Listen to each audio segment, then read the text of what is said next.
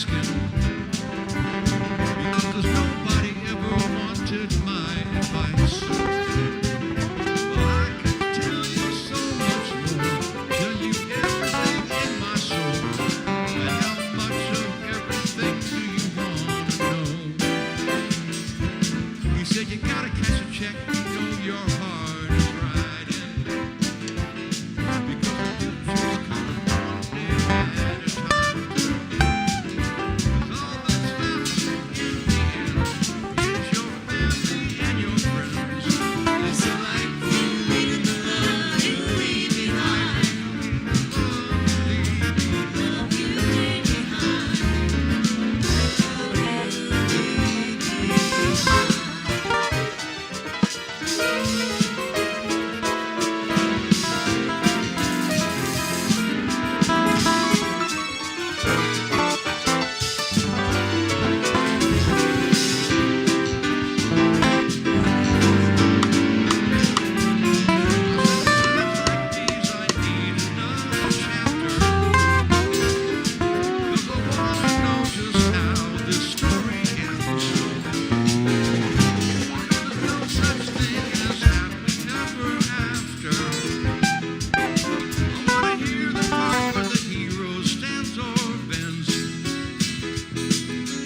Shook his head, kind of shrugged his shoulders, and then he grabbed both wheels and started to roll away.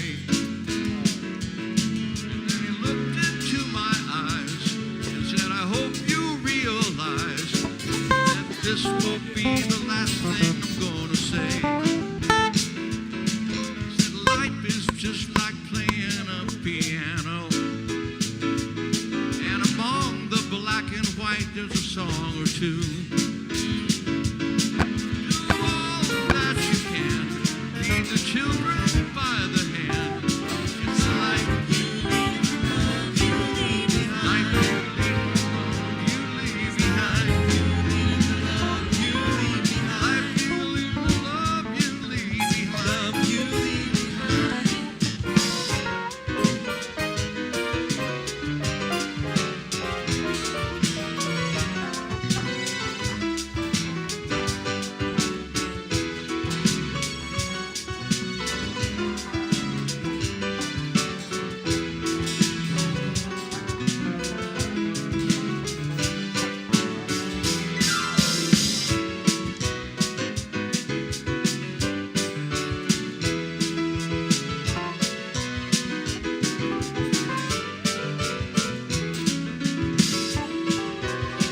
Good morning and welcome to the garden.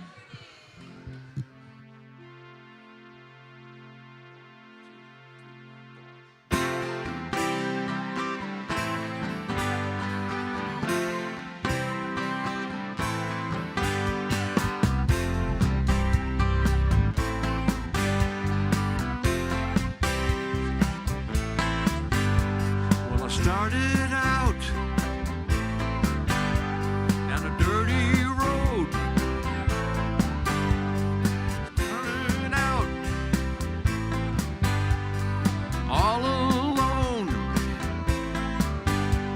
and the sun went down as I crossed the hill, and the town lit up, and the world got still. I'm learning to fly, but I ain't got wings. Coming down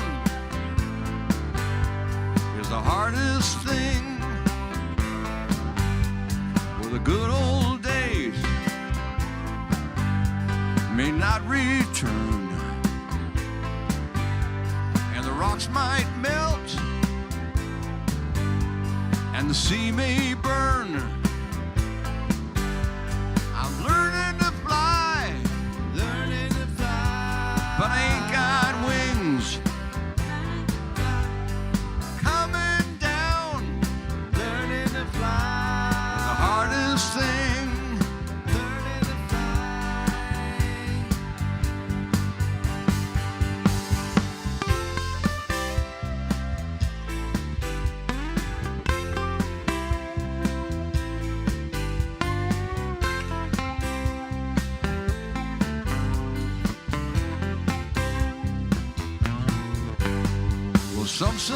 life will beat you down, break your heart, steal your crown. So I started out for God knows where. I guess I'll know when I get there. I'm learning to fly around the clouds. What goes up learning to fly must come down.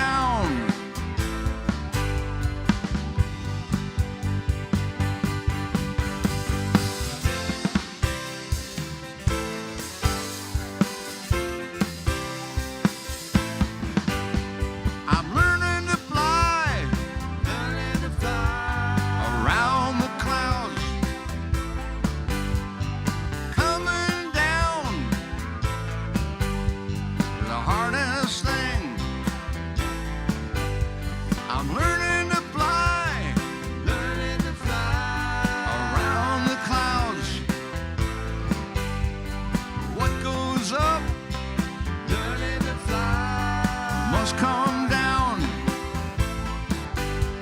I'm learning to fly, learning to fly, learning to fly. I'm learning to fly, learning to fly, learning to fly, learning to fly, learning to fly, learning to fly, learning to fly.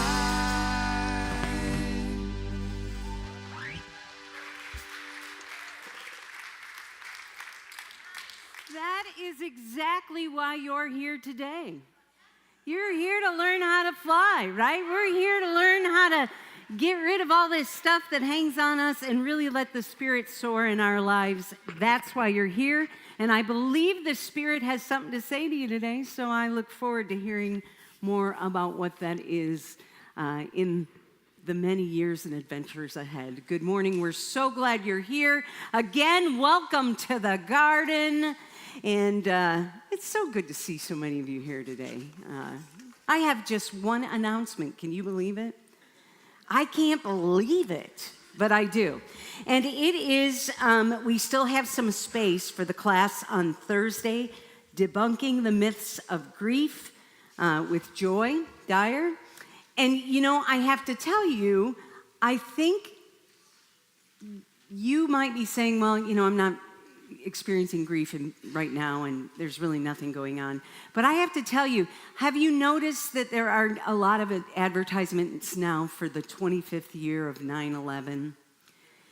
I don't know about you, but that has brought something up inside of me. And I am hoping in this class on Thursday night with some good soup and fresh made bread from Andrew Scanlon Holmes, you too will be able to get in touch with whatever that is. So I want to encourage you to come not only for yourself, but your presence there might make a difference for someone else. So we're going to be meeting downstairs. Just go ahead and sign up so we make sure we have enough for everybody. That is the only announcement I have. I'm going to talk a little more when we introduce the service, but that's really the only announcement I have, Miss Leanne. Woo! Okay, every time I come up here and I tell you, oh, this is my favorite story that we're going to do today, you're probably going to like, really?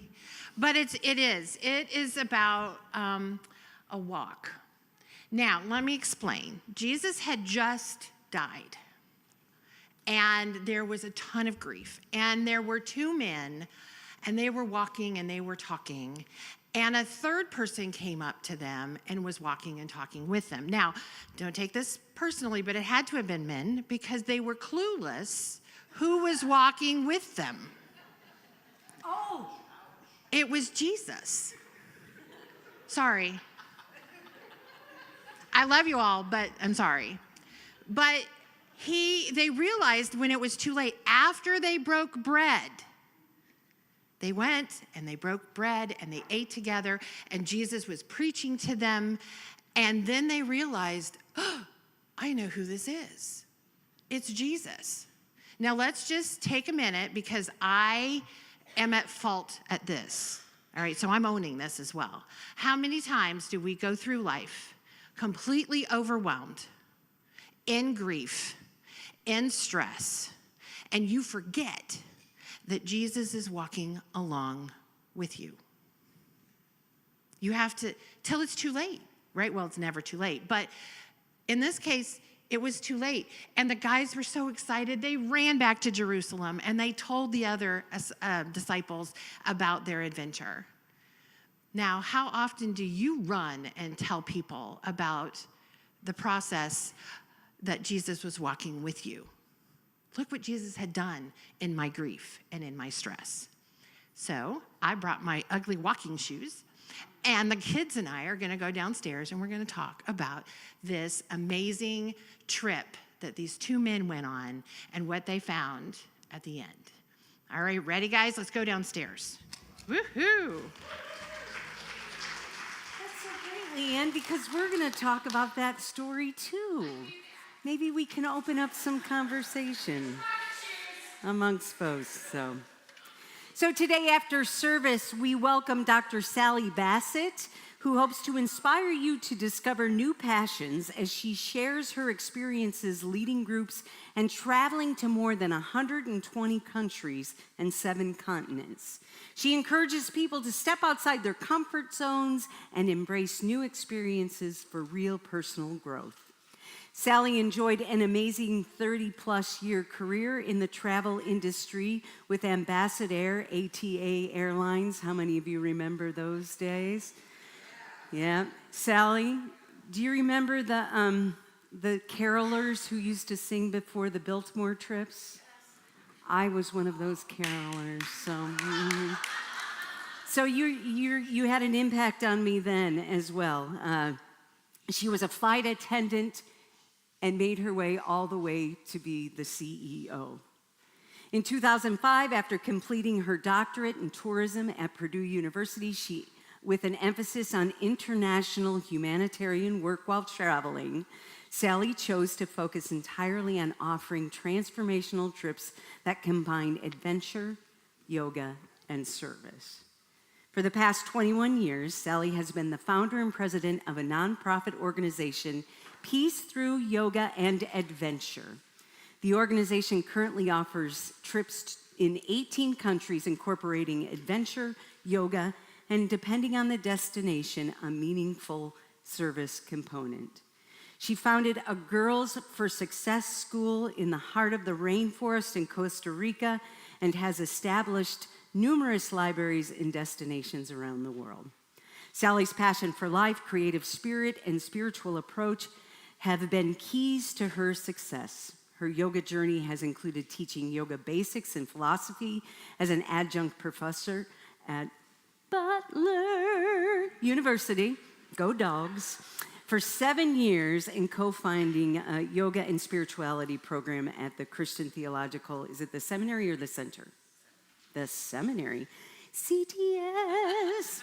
She's the author of Spiritual Transformational Yoga via the 8 Limbs of Yoga. Sally also teaches and co-directs a yoga teacher training program at Blossom Yoga Studio in the village of Zionsville and leads adventure, yoga, and service retreats around the world. Her favorite quote is from Helen Keller: "Life is either a daring adventure or nothing at all." I really hope that you will stay today and join us for this great and amazing class. One of the things that Sally said to me when she came in and encountered me and Betty both, she was excited about the female energy at the helm here. But I want to thank you for being an example to all of us and the work that you have done over the years. Now, you, Crystal DeHaan, have set an example for so many of us women, and for that, we are grateful. Thank you. Hear, hear. So, I don't know about you, but I know where I'm going after service today.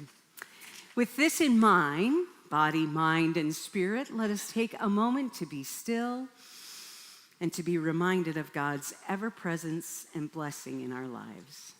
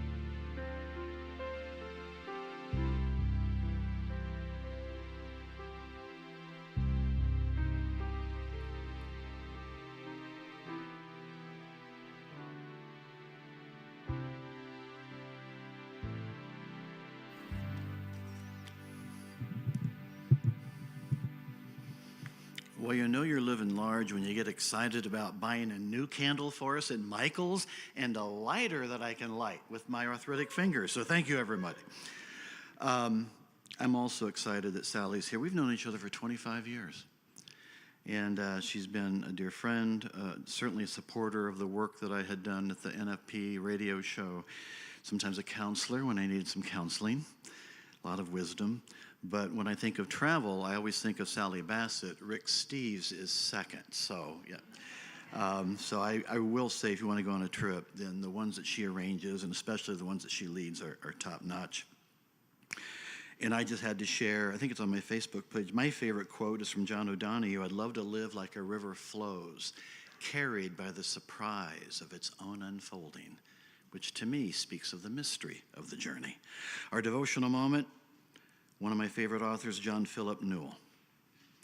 Like an infant's open-eyed wonder in the insights of a wise grandmother, like a young man's vision for justice in the vitality that shines in a girl's face, like tears that flow in a friend bereaved, and laughter in a lover's eyes.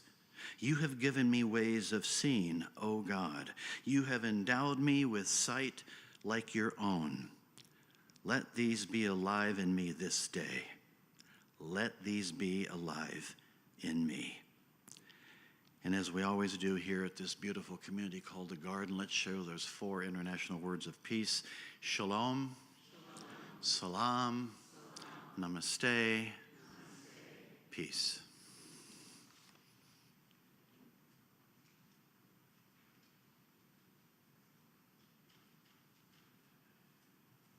Good morning, friends.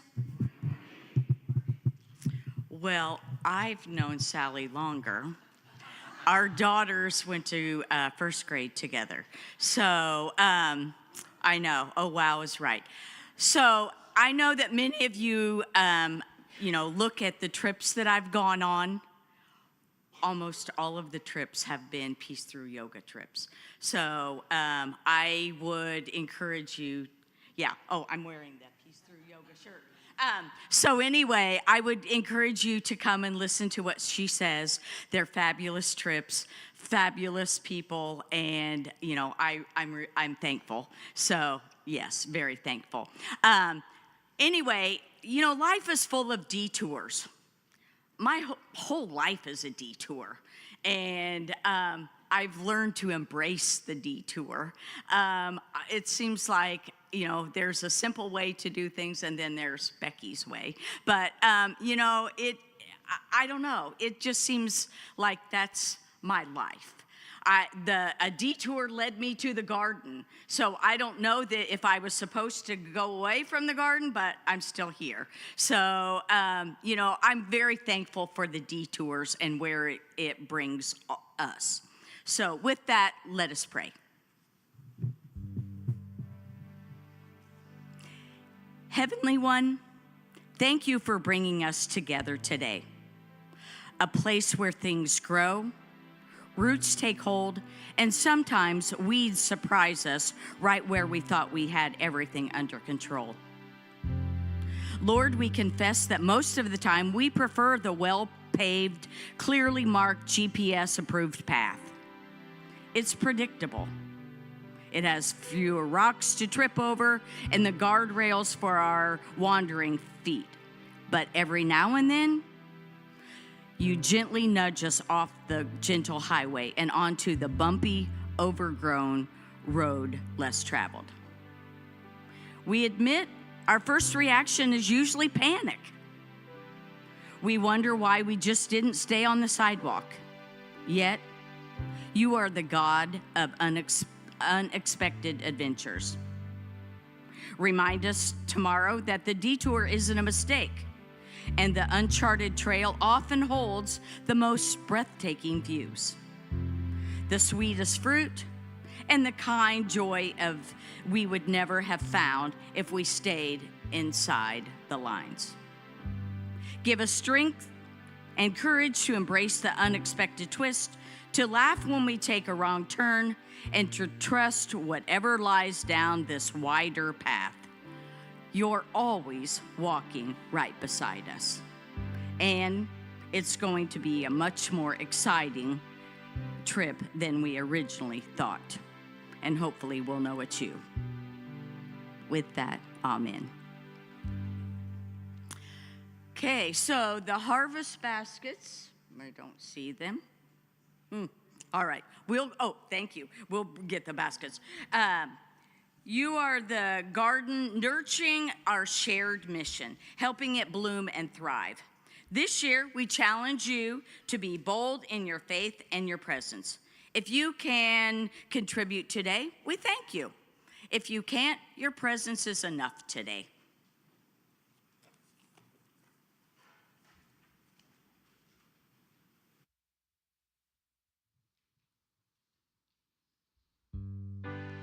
All the times you thought you'd never make it through, felt just like the world just turned its back on you. Didn't stop you. All the times you could have given in and given up, times you didn't know if you were strong enough. Still you got through. Somehow it's all part of the plan. The journey, the journey, the journey.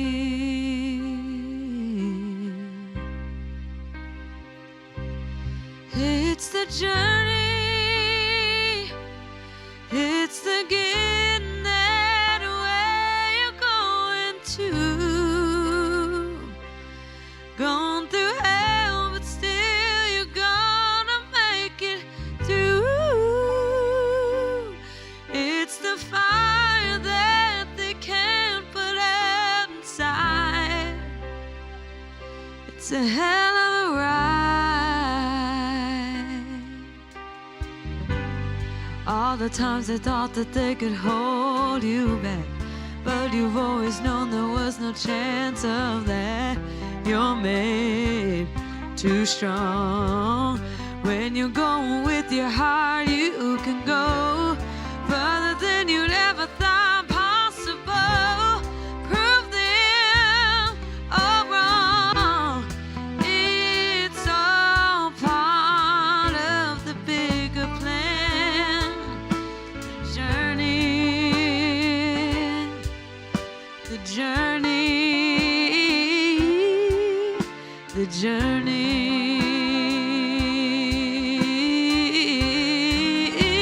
Yeah. It's the journey. It's the getting there to where you're going to. Gone through hell, but still you're gonna make it through. It's the fire that they can't put out inside. It's a hell of a ride.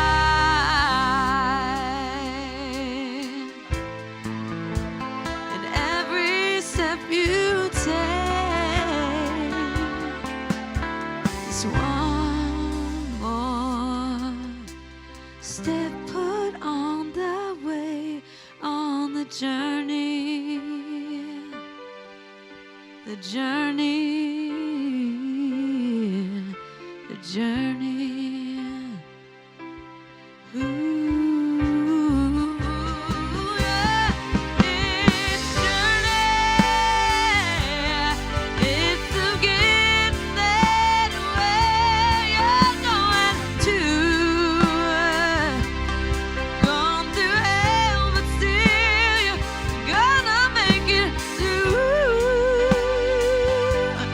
It's the fire that they can't put out inside. It's a hell of a ride. It's the journey.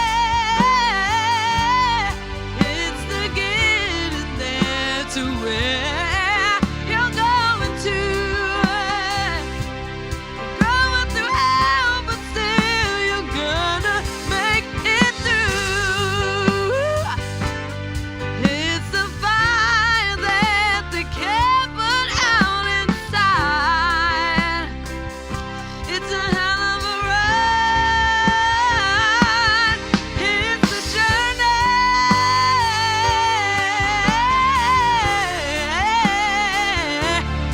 It's the journey. Oh, the journey.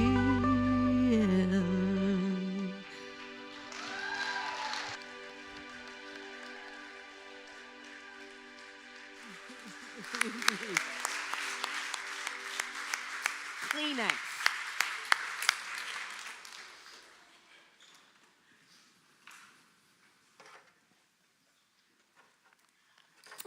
I don't think this is going to work. Let's go get some coffee. Oh, talk about a journey. We've known her since she was. Now she hangs out with a bald guy. And aren't we blessed for it, huh? Oh. He's kind of cute, too. I do want to say, since I'm a wreck, how much I appreciate you and you and you and the gifts that you share week after week. You touch our hearts, you touch our lives, and we are forever changed that you're sharing this journey with us.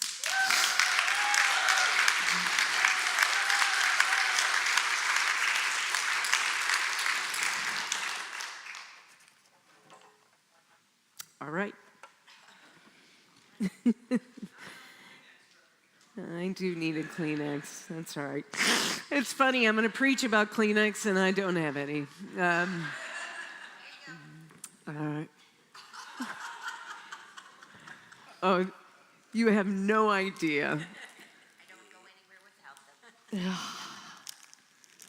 All right. Leanne was right. We're going to share the story of the walk to Emmaus. How many of you remember this story? We've all heard it over the years, right? And in part, I chose this particular scripture text because of Sally's presence here today and us wanting to focus on travel and the journey. And it just reminds me of how blessed we are to have this community that we work in, because we can, as a worship team, take a theme like this and put together a service, and then the Spirit does the rest. It's simply amazing. Now, this story is long, but stay with me. Now, the same day, two of them were going to a village called Emmaus, about 7 miles from Jerusalem. They were talking with each other about everything that had happened, and Leanne shared that. Jesus was crucified and then rose on that same day. As they talked, they discussed these things with one another. Jesus himself came up and walked along with them, but they were kept from recognizing him. He asked them, "What are you discussing together as you walk along?"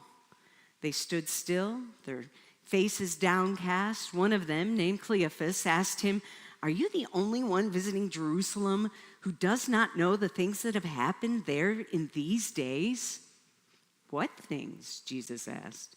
"About Jesus of Nazareth," they replied. "He was a prophet, powerful in word and deed before God and all the people. The chief priests and our rulers handed him over to be sentenced to death, and they crucified him. But we had hoped that he was the one who was going to redeem Israel. Hopes are dashed. And what's more, it's the third day since all this took place. In addition, some of the women amazed us. They went to the tomb early in the morning, but didn't find his body. They came and told us that they had seen a vision of angels who said that he was alive. Then some of our companions went to the tomb and found it just as the women had said, but they did not see Jesus. He said to them, "How foolish you are and how slow to believe all the prophets have spoken. Did not the Messiah have to suffer these things and enter into his glory?" And beginning with Moses and the prophets, he explained to them what was said in all the scriptures concerning himself. As they approached the village to which they were going, Jesus continued on as he was going further. But they urged him strongly, "Stay with us, for it is nearly evening. The day is almost over." So he went in to stay with them. When he was at the table with them, he took bread, gave thanks, broke it, and began to give it to them. Then their eyes were opened, and they recognized him, and he disappeared from their sight. They asked each other, "Were not our hearts burning within us while he talked to us on the road and opened the scriptures to us?" They got up and returned at once to Jerusalem. There they found the 11 and those of them assembled together, saying, "It's true, the Lord has risen and has appeared to Simon." Oh, and maybe those two other women too, but that's beside the point. Then the two told them what had happened on the way and how Jesus recognized them, how Jesus was recognized by them when he broke bread.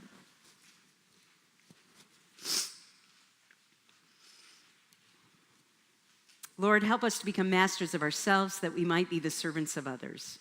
Take our minds and think through them, lips and speak through them, and take our hearts so they too can burn with recognition of the one who loves us more than we'll ever know, and set them on fire. Amen. So, as I noted before, there are more travel stories in the Bible than this, right? We have the Israelites who took a 40-year journey, a little bit of a travel there. Then we have the other one who really we know about a lot is Paul, right? Paul had missionary journeys, a journey to Rome. In fact, it is estimated that he traveled over 15,000 miles in his lifetime, most of that by foot, some by sea, but mostly by foot. His travel took years, and we are most likely in this space right now, the church we are today, because of Paul and those travels. Yet the story today is not about Paul. It takes place before Paul, and it takes place on the heels of Jesus' death and resurrection.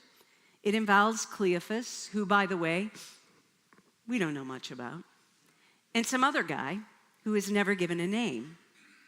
We do know that they were traveling away from Jerusalem. So the action had been happening in Jerusalem. They were traveling away from Jerusalem to this place called Emmaus when they encounter someone. Something tells me that they were emotional, that they were upset, that they were overwhelmed, that they were in shock, that they had a little PTSD from what they had witnessed. And they just wanted to get to a place of rest. That's all they wanted. And here comes this guy on their heels. What's going on? What are you doing? Right? Now, we may say, oh, if we had been there, we would have opened our arms and welcomed him on the journey. Come on. If you had been there, you would have been on your cell phone trying to get the latest news about what's happening in Jerusalem now that you decided to leave. If you were there and this guy was talking, you would probably try to stay on your phone because you don't want to talk to some guy you don't know. If you were there, you probably, just like these fellas, would not have been attentive. Yet, they were faithful and loving enough to say, all right, at least just come and get some dinner with us. And in that moment, offering an invitation, Jesus accepting the invitation, created a space of communion, and they were all forever changed. What I love about this story is it is absolutely relatable. How many of us at one time or another are trying to get from one place to another, and we get interrupted? And most often those interruptions are disturbing. They're disturbing because somebody is getting in our way. We got a goal, we got an objective. I'm trying to get from here to there. I've got a schedule, I've got a reservation. How many times have you said, I don't have time for this? But what if the I don't have time for this? What if the this is the experience that you are called to have? What if it's the this that you're called into? I want us to use this story today to remember that God often does God's best work in these kind of circumstances. That when we are clear about what we want and the people we want to be with and what we have ahead and the schedule that's printed out, God gets our attention, and it is most often by annoying us. I believe that Jesus or Spirit or whatever it is that you want to call it continues to function in our midst today, just as the Spirit Jesus worked in Emmaus some 2,000 years ago. There is a mystical spirit and energy at work in this world, and we are so busy with our own agendas, our own schedules, our own timelines, that we're totally missing the this that's happening around us. Emmaus reminds us that no matter where we are on the journey, it is in fact a spiritual journey. That the divine wants to enter into our daily lives, our daily conversations, our daily activities. Yet we're often the ones who are looking the other way and keeping the Spirit out. The Spirit is here. As real as the air you're breathing, the Spirit is here. We're just not paying attention. He's already been mentioned once this morning, and next to Sally, he is our favorite. Rick Steves, right? Rick Steves, how many of us, oh, holy Rick Steves, he's so humble, he's so sweet, he's so Rick Steves. He started traveling. Does anybody not know who Rick Steves is? Really? He's a travel guy who's been on PBS for 1 million years. And I'm going to talk some more about him. And he believed that he was called into existence to travel and then to help Americans not be ugly Americans, he would never say this, in European countries, right? So he devoted his whole career to that.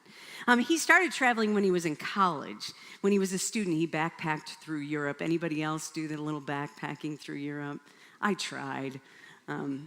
But thank God for taxis. But then he figured out he enjoyed it so much, he wondered if he could get a career out of it. So he did.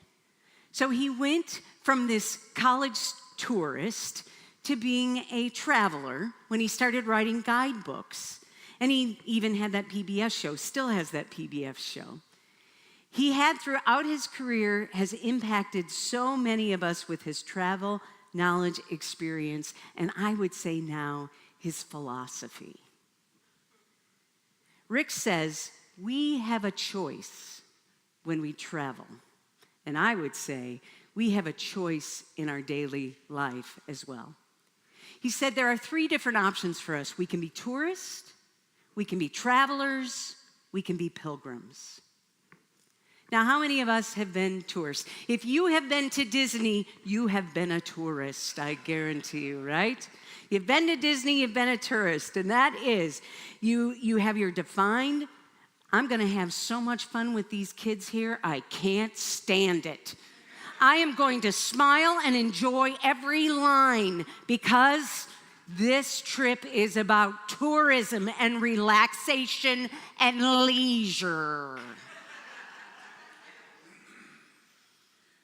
But even in those experiences, I do believe the Spirit goes to work when you see that little kid who sees that Mickey Mouse or whatever, and they're forever changed.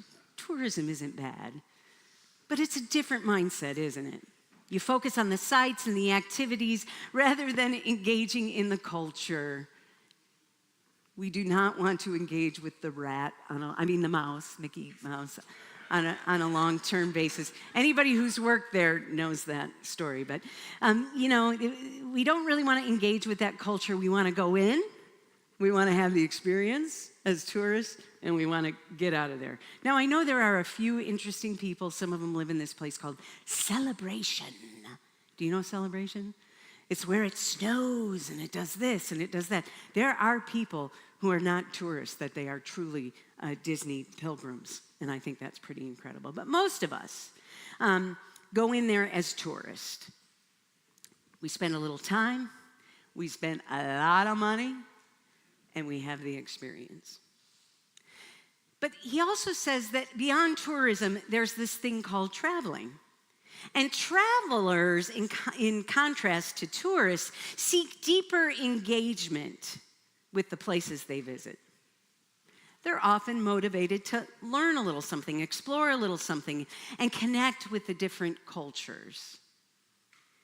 We, as travelers rather than tourists, tend to be a little more spontaneous and flexible, and we like to be in the local customs and experience the local customs, but we often end up in that same place where we're ticking off the attractions we need to see. A number of years ago, Andrew and I went to Thailand and Cambodia, and there's a lot that you have to do in a very short period of time. And though we enjoyed the culture, we even had private meetings with monks and whatnot, we had some things we really wanted to do. So I have to admit that when we took that trip, we were probably more travelers, which is a level of experience. Steve notes that when he was writing guidebooks, he was a traveler. It was his job to make sure that he could really point out what people needed. He was a traveler. It was only later in his life that he became a pilgrim. Now, a pilgrim embarks on a journey with a spiritual and personal purpose. Their travels are often focused on seeking meaning and fulfillment. I can't wait to go to class. It's visiting sacred sites, engaging in personal reflection. Pilgrims approach their journey with intentionality and with reverence, viewing the experience itself as this. The journey itself is most often as important as the destination. Thank you, Caroline. Pilgrims are folks who head out on the journey aware of the Spirit and even letting the Spirit lead the way. I would say that we can use these definitions for our travels away from home, but I also think that we can use these definitions of people of faith, followers of Jesus, Christian, whatever it is that you go by, spiritual follower. I think that we can apply these definitions to our own life and the journey on a daily basis. I don't know about you, but I cannot stop thinking about that story that Stacy Thompson shared last weekend before he prayed for us. Do you remember this story? If you weren't here, I'm not going to tell you it. No, that's not true.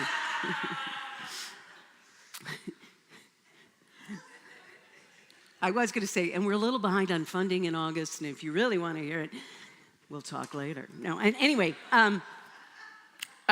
Stacy shared this remarkable story about how he was on a business trip and he decided he needed a small Bible to carry with him on his business trips. He was an engineer and he was traveling all over the place. And he went to, I think it was St. Louis, and looked. changing planes in St. Louis, looking in the airport bookstores for a Bible. No Bibles, no Bibles. Then he gets on the plane, and there's a seat that has his number on it. Remember these days where somebody else sat in your seat and it wasn't a big deal? Somebody was sitting in his seat, so he ended up going back further in the plane and sitting down next to a guy who said, "I'm supposed to give this to you," and handed him a Bible. And you know what, Stacy? Do you still see it? The little green Bible. It feels like a sacred relic to me. Like when you said, "Oh, there are things falling out of it," I'm like, what things? Because I think that's a sacred document now. Because it is the physical representation of the work of the Spirit in this world. And clearly you've hung on to it for a couple years? 40 years. I think that's exactly how the Spirit works in our world, and we need to pay attention. In today's world, we would say, "That is my seat. I need to be in my seat. If I can't have my seat, if this plane goes down, they will not know that that was my seat." They won't know you either. But in any case, we get caught up on the rules or whatever it may be. And there was a time when we didn't do that, but we do that now. There's division, there's this energy that gets in the way and that is totally shutting down the Spirit, and that is the spirit that we most often engage in. Case in point. I have to believe that Jesus is walking with us in the very same way, that the Spirit is as real as the air we are breathing. We just have to start paying attention. Now, in full disclosure, before I share this, oftentimes when a minister is working on a sermon, it unfolds in the midst of life. And I believe that this was that unfolding, unless, like my husband says, "Well, I think we went for a walk. You went on this great adventure and you had tigers and lions and bears around." We really took a walk, but I think because I was in tune with that Spirit, I was so in tune with Stacy's story that when my life changed pretty dramatically throughout the week, very different than what I thought it was going to look like, I just had an attentiveness to what was going on. And I got to drive a lot. I got to do some different things that I hadn't planned on doing. And in the past, I would have been like, "I'm supposed to be relaxing at a lake, and I'm not." So what's the Spirit doing in me not relaxing at a lake? Because you're preaching about this on Sunday, you don't want to be a hypocrite. So what is the Spirit doing? What is the Spirit doing? Well, I went to a workshop with Charles Vogel, who has written a book called The Art of Community, which really has been the center document that we have been using with this grant we have from Communities with Congregation. And he is all about life being an invitation, offering an invitation. He is all about creating campfire experiences where you can be together, and he's all about it. And I've read his books, and I've watched his TED Talks, and I've done this, and I've done that, and I know the guy. And I had the chance to go to beautiful Maryville, Indiana, beautiful place this week, and encounter him in a workshop. And he starts the workshop with the invitation. He stops and he looks at everyone and makes them all very uncomfortable because he wants them to know that he sees you and that he wants to honor your time. Then he, in a very gentle way, seeks to take people's phones. And I knew it was coming, and I warned my sister because she no longer has a right hand, it's just a phone. Love you. I'm sure she's watching this morning with my mom. But so I gave her a little warning. We said, we can do this. And sure enough, he's trying to create this sacred space. And, he usually works with CEOs of like Google and all these big companies. And here we are, a bunch of church leaders. And guess what? Phones start ringing like crazy. You're not supposed to have even your phone on. And you could tell he got a little uptight. He was like, I said, put your phones away, turn them off, no ringers, blah, blah, blah. And then I was like, as my sister says, convicted. Because the next thing he said was, and now I want you to go sit with somebody you don't know. 1, 2, or 3 people. I was there to have this little emotional sacred experience with my sister who works at a church. We were going to have a sister bonding day. But my sister said it was me, felt convicted. So I said to him, Charles, I read all your books. I know everything. I know this stuff. I'm gonna hang out with my sister today. Well, if he was mad about the phones, he was PO'd, and I would love to say it because he was about this. I mean, really. And he was not giving it up to the point where he scared me into moving.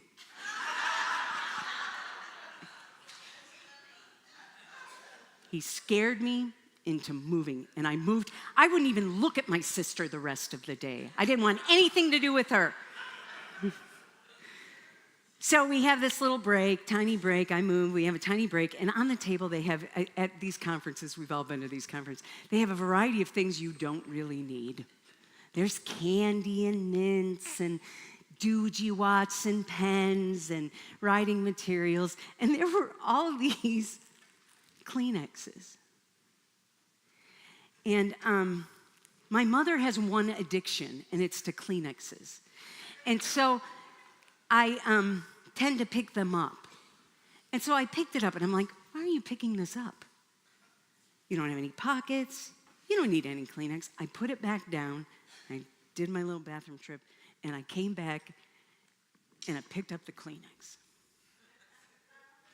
And I put it in my bag.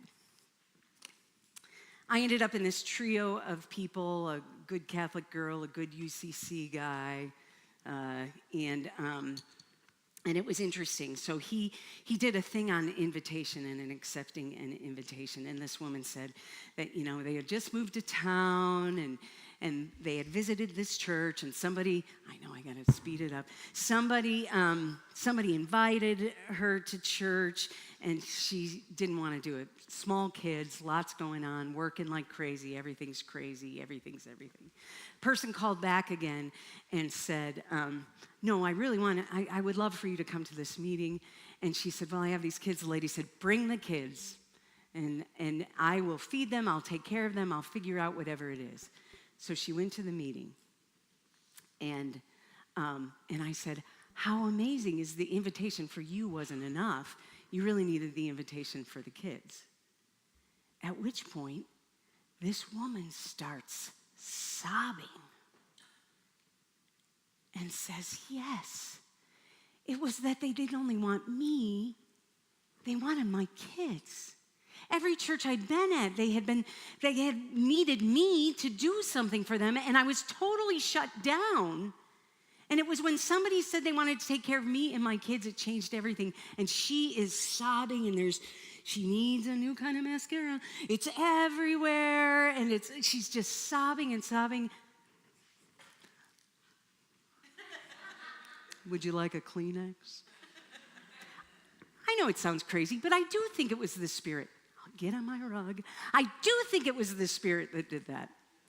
A little bit later, this man who I was sitting with the three of us, he had 2 hearing aids, and he did still have his phone out because he used it with a microphone to listen to the speaker. And so oftentimes things would get away from him, and if I said something, and if the speaker said something and I said something in the speaker, it would come through. In the afternoon, we got back together in this threesome group, and he said, I am so glad you sat next to me because I could hear you, which is very common in our... I could hear you. and you helped me. And he started crying. And I had a freaking Kleenex. I believe this is a divine moment, friends. He shared the story not only of being able to hear, but then he felt comfortable enough after she had shared to share some things about his own family that were pretty remarkable, tough things. But it was a sacred space where people could share and be present with one another. I believe those are Emmaus experiences. I believe that they're happening all the time at the Kroger, on your way home, wherever it is, wherever you are, the Spirit is there. Jesus is standing right back here, ready to engage and be part of the conversation. Friends, I think we are called to stop being tourists. We must be willing to be travelers and pilgrims, to learn from one another, to give one another just a little bit of our time and our attention. Jesus and these two men, for them it was about breaking in the bread. For me, it's about the Kleenex and moving from one chair to another and getting in trouble to do it. Just as Caroline was saying, it's the journey. It's the journey. Are you going to be a tourist? Or are you going to be a pilgrim? Are you going to let the Spirit take the lead? Friends, let me encourage you on this day to be mindful that indeed the Spirit is as real as the air we breathe. Move, and pick up the Kleenex. Amen.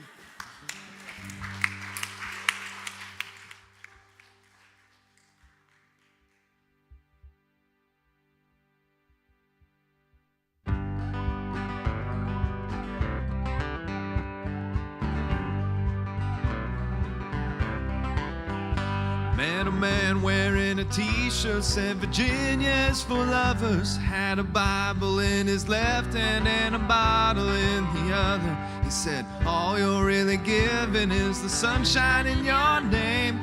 We both started laughing when the sky started to rain. Get along on down the road. We got a long, long way to go. Scared to live, scared to die.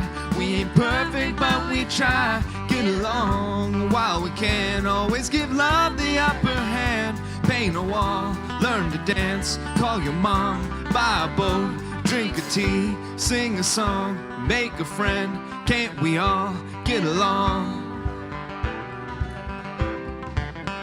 Saw a model on a billboard, 1-800 get to know me. Wondered, was she photoshopped or were her eyes really that lonely? Did she leave her hometown thinking she'd end up in LA? Did she break down in the desert and get stuck behind the highway? Get along on down the road. We got a long, long way to go. Scared to live, scared to die.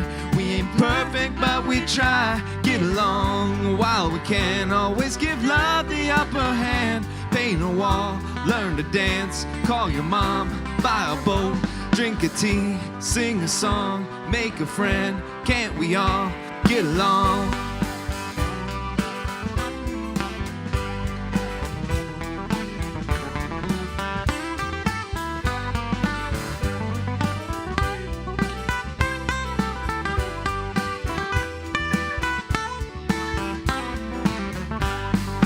Find out when you die, the keys to heaven can't be bought. We still don't know what love is, but we sure know what it's not. Sometimes you got to get along on down the road. We got a long, long way to go. Scared to live, scared to die. We ain't perfect, but we try. Get along while we can. Always give love the upper hand. Paint a wall, learn to dance. Call your mom, buy a boat, drink a tea, sing a song, make a friend. Can't we all get along?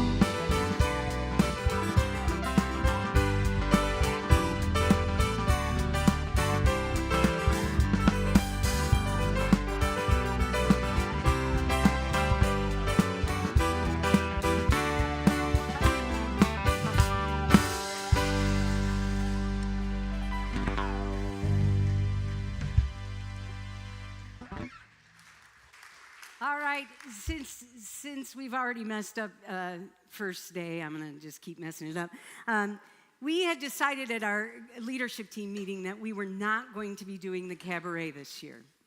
And it's a lot of work, and we were not going to do it.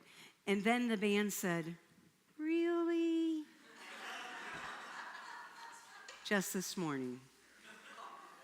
Really? We're doing the cabaret December 13th. But I got to tell you, we need some help. So if you can help out, Beth will take your name. How about that, Beth? Beth will take your name. Beth will take your name. We really do. We'll need some help with this event. It's a wonderful event, but what a beautiful group of people. And then Martha told them they could have all the money for the music program that we make off of that. Look at Martha. She's like, I'm back in therapy. All right. Are you a tourist or are you a pilgrim? Go forth on the journey with the love of God in you, around you, and Jesus is speaking to you. The adventure is just starting. Go now in peace, and may the love of our God be yours today, tomorrow, and forevermore. Shalom. Salam. Namaste. Peace. All right, let's get downstairs.